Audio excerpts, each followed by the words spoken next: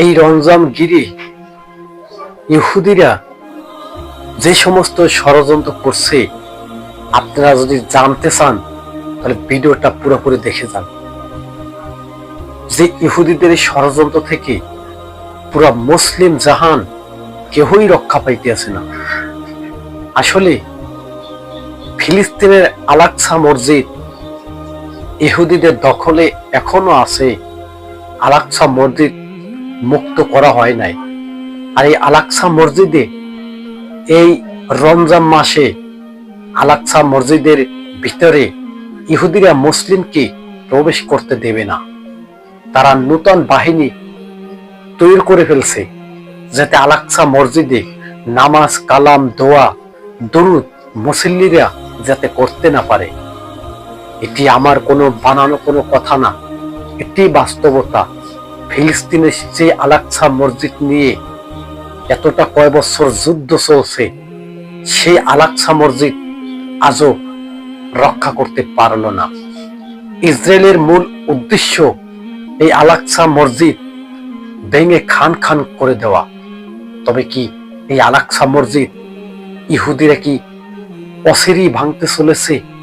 এই আল-আকসা মসজিদ ঘিরে ইহুদিরা যে সমস্ত ষড়যন্ত্র করছে, এই সমস্ত ষড়যন্ত্র কি সফল হবে? আজকে দেখুন, পুরা বিশ্বের মুসলিমরা ইহুদির কাছে জিম্মি হয়ে আছে। আর ইহুদিরা এই সমস্ত মুসলিমকে পৃথিবী থেকে সরিয়ে দেওয়ার পরিকল্পনা করছে। আজকে আল-আকসা মসজিদ মুসলমানের দখলে নাই। যেই আল-আকসা মসজিদ থেকে নবী সাল্লাল্লাহু আলাইহি সাল্লাম মেরাজে গেছে, এই আল-আকসা মসজিদ একটি মুসলমানের পবিত্র স্থান। আজকে এই আল-আকসা মসজিদ ঘিরে ইহুদিরা নাটক শুরু করছে। এটি কি কোনো নাটকের জায়গা? আজকে ফিলিস্তিন ম্যাসাকার করে ফেলছে এবং দাবি করছে যে ফিলিস্তিন রাষ্ট্রটা তাদের। ফিলিস্তিনে যে সমস্ত শহর, যে সমস্ত বাড়িঘর আসিল তা এখন আর কিছু নাই, পুরো ধ্বংস করে ফেলছে।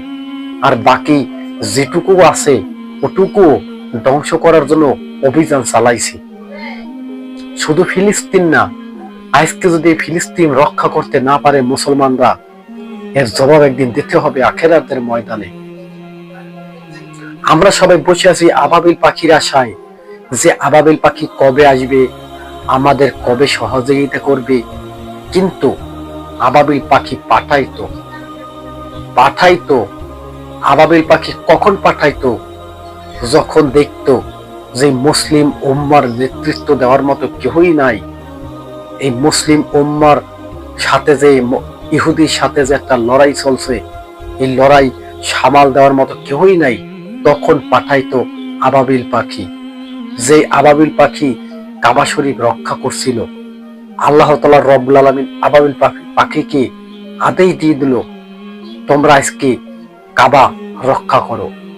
আজকে এই আল-আকসা মসজিদ স্বাধীন করার জন্য যে সমস্ত মানুষ আবাবিল পাখির আশায় বসে আছে, তারা বুঝে ফেলছে, ফিলিস্তিনের মানুষ বুঝে ফেলছে আবাবিল পাখি পৃথিবীর ভিতরে আল্লাহ তাআলা আর নাও পাঠাইতে পারে।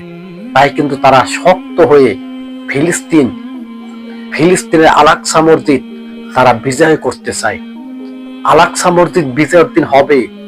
এই আল-আকসা মসজিদে মুসলমানরা নামাজ, কালাম, হজ, যাকাত সবই করবে, কিন্তু সময়ের অপেক্ষা। সেই সময়গুলো কি মুসলমানরা সহ্য করতে পারবে? আজকে ইতিহাসের পাতা পড়ে দেখুন যে এই আল-আকসা মসজিদে অসংখ্য নবীরা এই আল-আকসা মসজিদে সেজদা দিছে। নবীদের সেজদা এই আল-আকসা মসজিদের প্রত্যেকটা ফ্লোরে স্মৃতি হয়ে আছে। তবে আল-আকসা মসজিদ ইহুদিরা দাবি করছে তাদের, মুসলমানরা দাবি করছে আল-আকসা মসজিদ আমাদের। কিন্তু মূল ঘটনা কি? এই আল-আকসা মসজিদ কাদের? আজকে পুরো ভিডিওটা জানিয়ে দেব, পুরো তথ্য আপনাদেরকে জানিয়ে দেওয়া হবে যে আল-আকসা মসজিদ কাদের, ইহুদিদের না মুসলমানের। দর্শক, চ্যানেলটি সাবস্ক্রাইব করে দেবেন, সাথে থাকবেন। নতুন নতুন ভিডিও পাওয়ার জন্য আপনারা আমাদের সাথেই থাকবেন। তবে মূল ভিডিওটা আপনাদের সামনে তুলে ধরলাম। এই আল-আকসা মসজিদ ইতিহাসের কোনো পাতায় নাই যে আল-আকসা মসজিদ ইহুদিদের। এই আল-আকসা মসজিদ সবাই, কিভাবে সবাই, যে সমস্ত ইহুদিরা তারা আল্লাহর নিয়ামত মানে না, আল্লাহর আইন মানে না, তাদের জন্য আল-আকসা মসজিদ আসে নাই।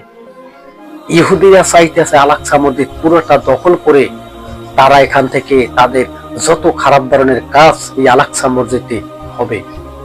তবে এই আল-আকসা মসজিদ একমাত্র মুসলমানের এই আল-আকসা মসজিদ। কেননা মসজিদ মানে কি? মসজিদ মানে তো মুসলমানের জন্যই। মুসলমানরা এখানে নামাজ কালাম দোয়া দুরুদ পড়তো। আর আজকে সামনের রমজান ঘিরে এই আল-আকসা মসজিদ নিয়ে ষড়যন্ত্র করছে, এখানে নামাজ কালাম পড়তে দেওয়া হবে না। স্পষ্ট ঘোষণা দিছে ইহুদিবাদী কসাই।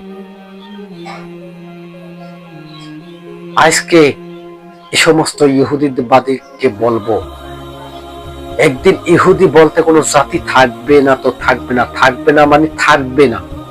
ইহুদি বলতে কোনো জাতি থাকবে না। পাথরটা তো আমাকে বলে দেবে যে আমার পিছনে একটা ইহুদি আছে, তাকে হত্যা করো। ইহুদিরা পালাই থাকলে সমস্ত যা কিছুর পিছনে পালাবে, এই ইহুদিরা ওই জিনিসের জবান খুলে যাবে। ওদের অত্যাচারে দুনিয়াটা এমন ভাবে একটা পর্যায়ে চলে আসবে, অলরেডি চলে আসতে চলেছে। তবে বলবো, পুরো বিশ্বের মুসলমানরা একটাই দাবি, ইহুদিরা কেন মুসলমানের উপরে অত্যাচার করছে? ইহুদির পতন কবে হবে? ইহুদিরা কি আজও কি পৃথিবীর ভিতরে চিরস্থায়ীর জন্য থাকবে? দেখুন, চিরস্থায়ীর জন্য পৃথিবীর ভিতরে কেউই থাকতে পারবে না। সবাই একদিন মৃত্যু বরণ করতে হবে। আল্লাহর দরবারে হিসাব মুখোমুখি নিয়ে দাঁড়াইতে হবে। আজকে যারা ঈমানের সাথে লড়াই করে মৃত্যুবরণ করছে, তারা কিন্তু শহীদের মৃত্যু। নবী সাল্লাল্লাহু আলাইহি ওয়াসাল্লাম তো বলেছে যে ইসলামকে রক্ষা করার জন্য লড়াই করে যায়, যুদ্ধ করে যায়, ওই ব্যক্তি যদি ওই যুদ্ধের ময়দানে মারা যায়, তবে সেই হবে আল্লাহর কাছে উত্তম একটা ব্যক্তি। সেই হবে সেই ব্যক্তি, যেভাবে নবী সাল্লাল্লাহু আলাইহি ওয়াসাল্লাম স্পষ্ট ঘোষণা দিয়ে গেছিল যে যারা ঈমানের সাথে মৃত্যুবরণ করবে, যুদ্ধের ময়দানে কাফেরদের সাথে মুমিনের সাথে লড়াই হবে, ওই ময়দানে যে মারা যাবে সেও কিন্তু শহীদে মৃত্যু হবে। তবে দর্শক, দুনিয়াটা খুব ম্যাসাকারের দিকে যাইতে আছে। তবে সবাইকে আহ্বান করে বলবো, যুদ্ধ, মারামারি, হানাহানি এগুলো কোনো ভালো কাজ না।